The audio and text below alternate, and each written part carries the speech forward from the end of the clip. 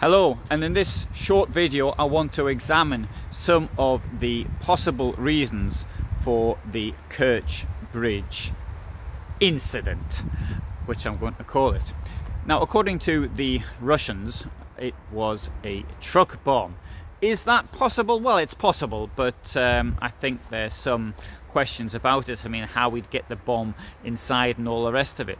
Now, there are a couple of things that point to the Ukrainians for having done it. The first thing is this, is the location. It took place in internationally recognized Ukrainian territory. That may just be a symbol, it may not mean anything at all. The second thing is this, it happened at a time when the amount of traffic on that bridge was at its lowest. I imagine at its lowest. It was done to minimize casualties. If this were a terrorist attack, as some Russian sources have tried to suggest, then what they would do is to cause maximum damage. When the terrorists on 9/11, they did it when people were going to work. They didn't do it on a Sunday night when nobody was going to be there. That's not how terrorism as such works. Now, it's okay, let's have a look at one or two other things. Could it have been a submarine or a commando operation? Well, the thing about this is I doubt it, because if you put explosives on a bridge, and I speak as somebody who did a course in this when I was in the army, admittedly that was a long time ago. In fact, it was just after explosives had been invented. But if you do that, what you do is you aim at one of the supports and you get the support to come down. In fact, they would have done it in the central part of the bridge, the part where the ships pass under. I think, maybe not, but that would seem the most logical thing to me. So I would discount a commando or a submarine or something like that. Was it a missile? The thing is, the damage, to be quite honest, doesn't really look like a missile. It could have been a missile or a bomb, I presume, but other than that, it's Ukrainian cruise missiles. That's at the extreme end of the range, and it would have had to fly over Crimea completely, and therefore I think that also is most unlikely. So, could it have been the other side?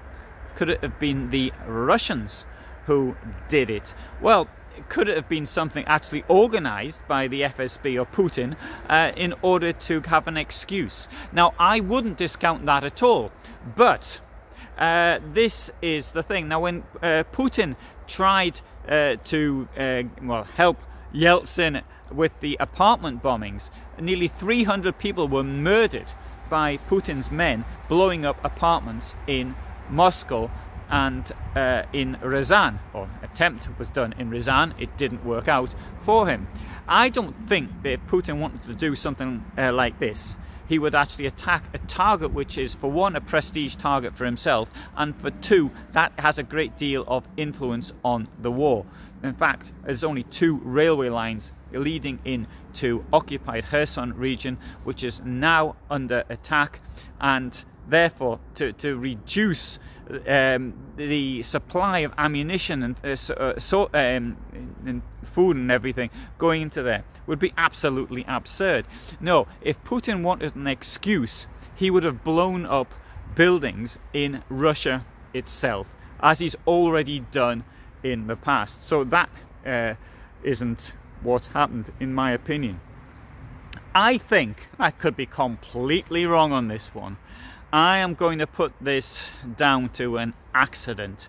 I think what might have happened is that some ammunition was placed in wrongly, the blast clearly went downwards, and the fact that the train was passing, maybe there were vibrations or something like that. I don't know. I do appreciate they're on 2 different bridges, but that's what I would suggest probably is most likely. It was a very fortuitous accident. Now, at the time I've said this, we don't know, so I could be completely wrong. Bear in mind, I'm just some bloke on the internet who doesn't really know, and I'm speaking from hundreds of kilometers away from where it actually happened, and I didn't study engineering, so an engineer would certainly know more than I do. But I have a tiny knowledge from the use of explosives from my military time, but just a tiny knowledge. I mean, most of it I've forgotten now. So thanks for watching, hope you found it interesting, and I upload every Friday at 2000 Central European time, and I have lots of things related to history and indeed the current conflict in Ukraine. So all the best from me in Poland.